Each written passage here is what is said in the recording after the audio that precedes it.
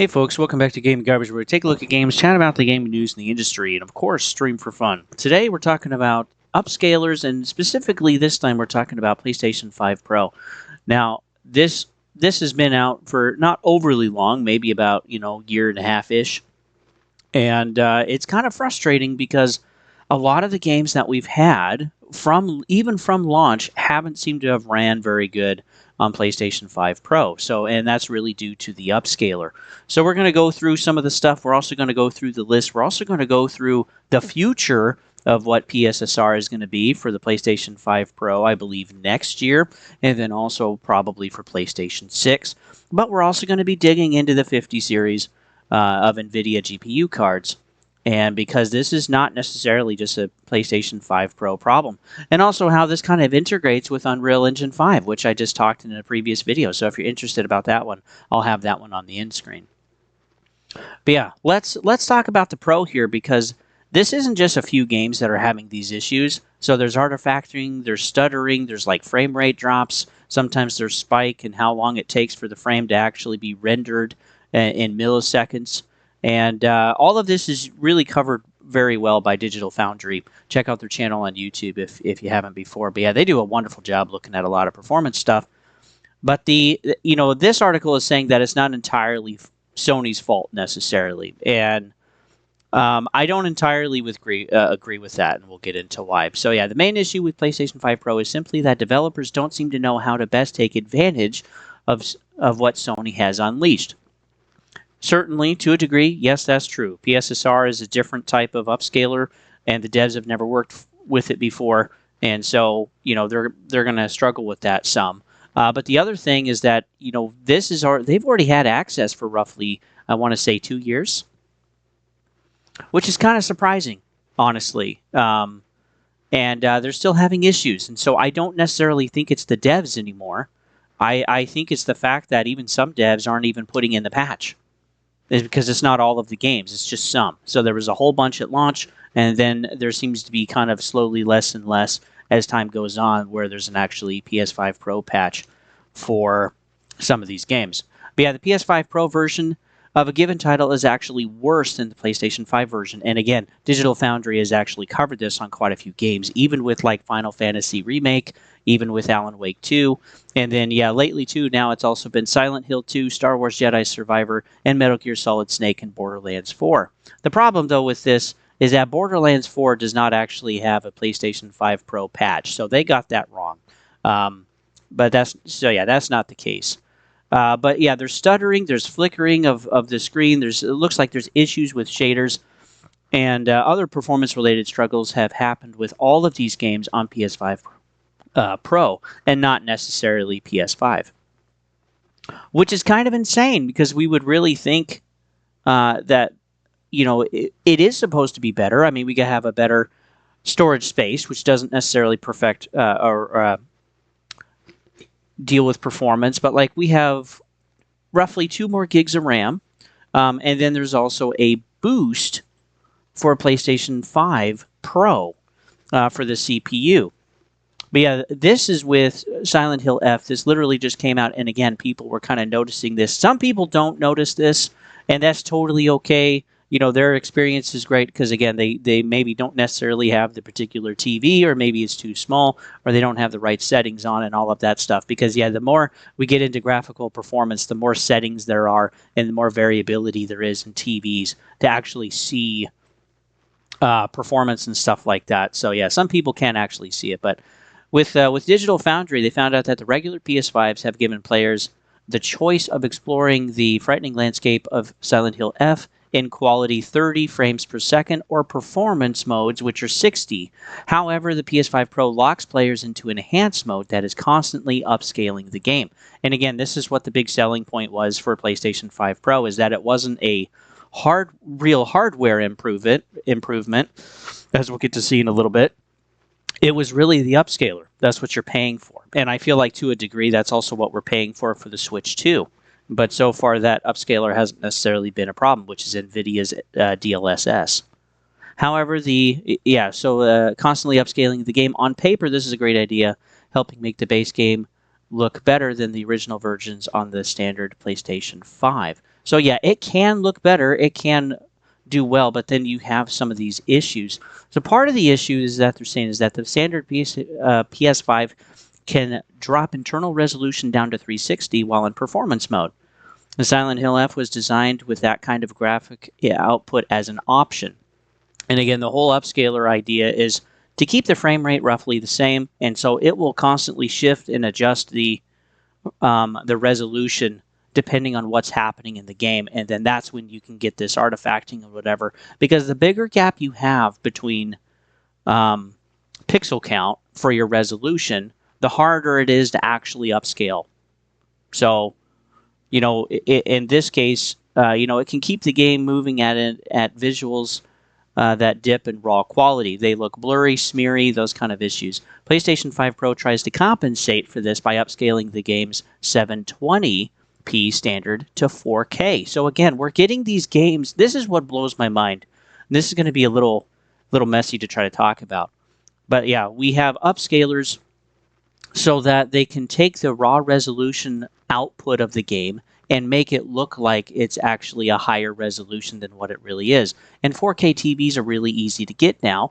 But then again, this is why we have artifacting, is because, and other issues, is because the game cannot run at even 1080p in some cases, which is a really old resolution. We're talking like 15 years ago, which is kind of insane. And then to try to get it up there to 4K, which is 4 times the pixel count, is just, it's way more work than what it's actually capable of. So part of my deal is that 4K has been a lie because they're not able to achieve it, which is kind of insane. And then, yeah, the PlayStation 5 Pro is now like $750. And this is what the upscaler is doing. So again, if some people don't necessarily notice, but I think it's insane that we don't have like real resolution anymore. We've replaced it with upscalers. And this is becoming just more and more common. So Xbox uses FSR 3. Is probably going to be using FSR 4 pretty soon from AMD. NVIDIA is going to keep using DLSS. And then we're also looking at the Series 50 cards, we'll get to pretty soon, about how they're dealing with their upscalers. And again, how it's just making the overall experience worse for most people. So yeah, the PS5 Pro tries to compensate by upscaling the game's 720p standard to 4K, but it seems like to exacerbate the problem with Unreal Engine. So again, we just talked about Unreal Engine in the previous video. Go ahead and take a look at that. And the PSSR AI upscaling. So yeah, they're not meshing well. Okay, you have maybe an engine that is hard to optimize for, or people are doing it incorrectly, like Sweeney says. And then as a result, Silent Hill F looks more glitchy on the advanced system than on the base console, which is insane because it's like, okay, people roughly paid, $500-$600 for their PlayStation 5, or even their digital version, which is a little cheaper. And then we get the Pro, and it just has not performed since its release. It's been horrible. And this is another issue that I have, is that the PlayStation 5 Pro, the only improvement is that it's the same CPU, but now it has a boost. And what boost means is that it can only do it for a period of time. It can't do it permanently. And so, the CPU is maybe able to keep up for a little bit until it gets too hot, and then it's got to clock down. And then I think that's when we're seeing more of this artifacting, more of these issues. And so, yeah, it's this yin-yang back and forth with frame rate and artifacting problems with the upscaler. And then, yeah, if you're using Unreal Engine on top of it and you didn't optimize your game well, whether you used Unreal Engine 5 or not, it's just making the issue worse for upscalers. So this, this is where upscalers, I feel like, have really made the issues worse and not really worth the money. Because I feel like upscalers are being used so that companies, quote unquote, can provide you a 4K experience, but they're actually not able to do that without other issues in the game, and we're continuously seeing that. Now with Mark Cerny, there's actually going to be a replacement for PSSR, and man, this frustrated me, even though I don't have one, but this frustrated me because I would feel cheated as a customer, is that PSSR isn't even really going to be supported anymore. So the thing that people bought for $700, where, with the bulk of the performance being the upscaler, they're not even going to support that upscaler anymore. Now they're going to switch over to PSSR 4. So let's read about this. So yeah, the idea is that, with Project Amethyst initiative, the focus on delivering a version of PSSR, or excuse me, of FSR4 to the PlayStation 5 Pro, and I imagine too this will also be for PlayStation 6, but we'll have to see when we get more data on that. Similar to Sony's own PSSR tech, which is a machine learning based upscaler but promises to improve results. And yeah, the idea from Cerny with Tom's Guide in an interview that he did is that it's a drop-in replacement for the current PSSR. And Cerny expected the advanced technology to take years to come to fruition. Again, I think we'll see the full results of this with PlayStation 6. But that's kind of frustrating because it's like, oh my word, okay, people paid for this, and now you're not even supporting it anymore. You're already telling people that you're not going to be supporting this anymore. And this was back in July of this year. So it's like we've had less than 2 years, and you're like, yeah, we're already going to scrap it and move on to something else. And that sucks. Now, maybe it'll be easier to actually optimize for the upscaler for companies because, again, FSR4 and DLSS are the most commonly used upscalers. They're used all over the place. First, it was just on PCs with CPUs, depending on which one, or GPUs, excuse me, depending on which one you had. But now we're going to be at a point where they're coming basically to all of the consoles as well. And so it makes sense. It's like, look, if we want to save time, if we don't want to spend as much on a budget to try to optimize these games, then let's use an upscaler that we actually know how to use. But yeah, this is just kind of shocking to me.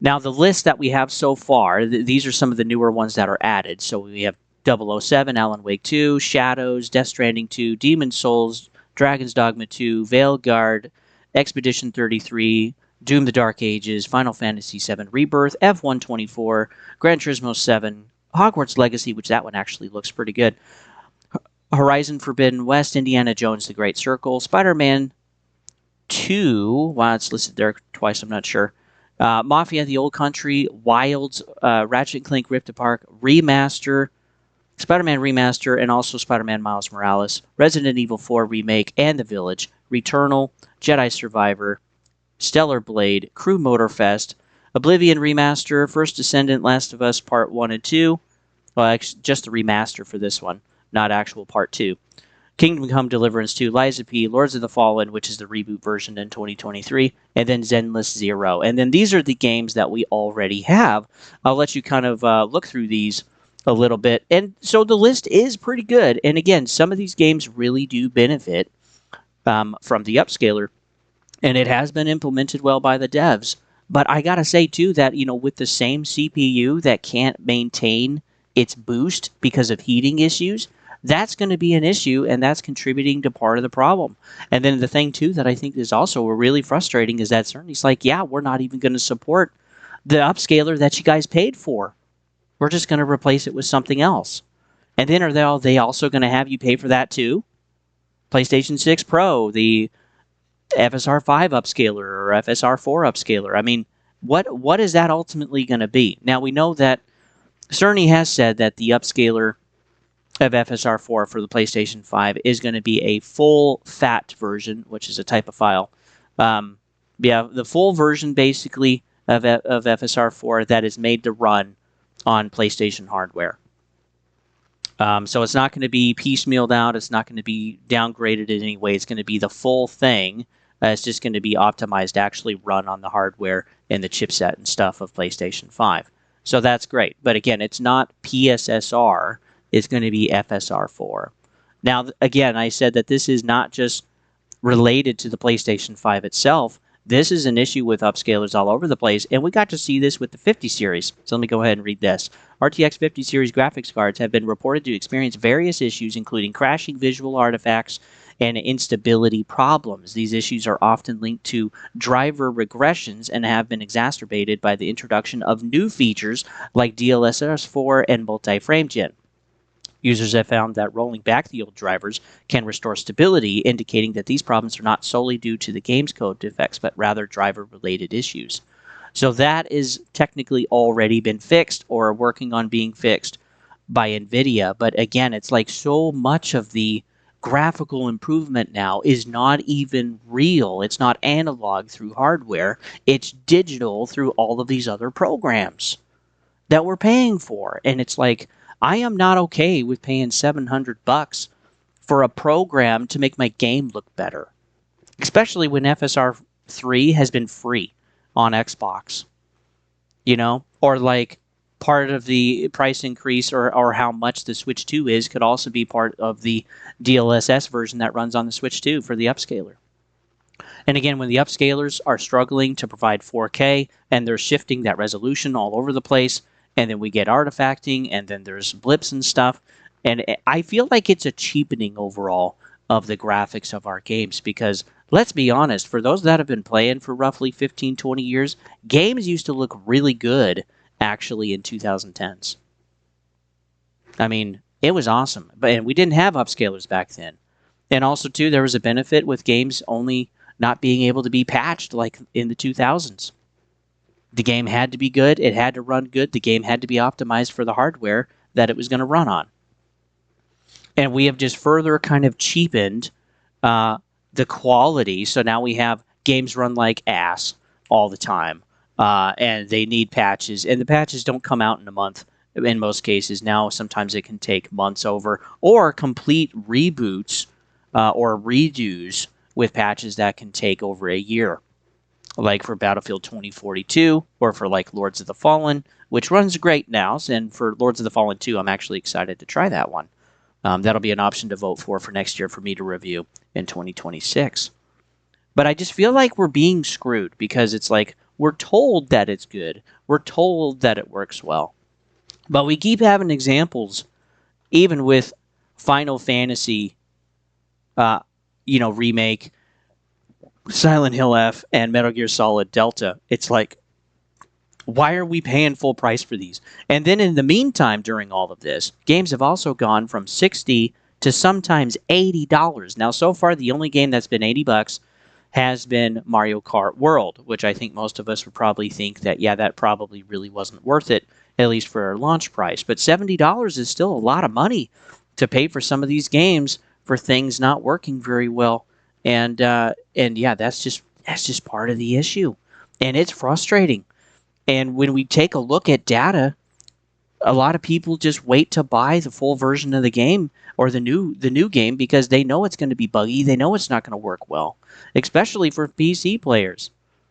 And there's already been some remorse and regret with people that have bought PS5 Pro. They leave it in the comments. They leave it on Reddit. They put it on threads. They tweet about it. And it's just a frustrating mess. Like, I am ready for companies to actually provide the hardware at whatever the cost is. And then the economy versions can be the upscalers. That's what I would actually like to see. So, like, for an example, with the PlayStation 6 or the next gen Xbox hybrid that we're going to have, I'm willing to pay upwards of $800, $1,000 for the next gen console if it can actually run stuff in 4K at 60 frames. Because they've been selling us a lie, I feel like, that 4K, that it's actually 4K, that it can run at 60. But again, their wording and their marketing is always screwing around with people and saying that, it's the goal is 60 frames or that the upscaler makes it 4K. And I'm just kind of tired of it. I just want games to run good. Because again, if the hardware can just actually run the game at what they say it can, they don't have to worry about upscalers at all. And my worry is that the upscaler is now going to be the main thing that we're paying for going forward, whether we're on PC or whether we're on console. Because it's just cheaper and easier for them. It's probably faster too. So what do you guys think? But yeah, I'm kind of over this. I am ready to actually buy a native analog beefy hardware, and I'm willing to pay some serious money for it if I can have the console for a decade and it runs games well. That's what I'm wanting, honestly. And it's the same too. It's the same thing we expect with PC. And actually, some 40 series cards are actually higher priced now than the 50 series because again, PCers, they're struggling with some of the same stuff with the frame gen and the upscaler of DLSS 4 and all of this stuff. And it's like, yeah, upscalers are not what they're all crapped up to be. So They're kind of sucking dirt right now. So thanks for tuning in, folks. You can always follow me at GameGarbage22 over at YouTube. Don't forget our playlist. And also, if something's not for you, don't sweat it. Just skip right on through and wait for the next video. There's various content that comes out every week. Also, too, you can follow me over at Twitch if you'd like. And when I actually play video games and do my playthroughs, I'll chat with you guys in the chat. Yeah, with that, folks, man, upscalers, they're getting frustrating. And they're starting to be, like, not worth the cost. And with that, folks, I'll see you guys on the next one.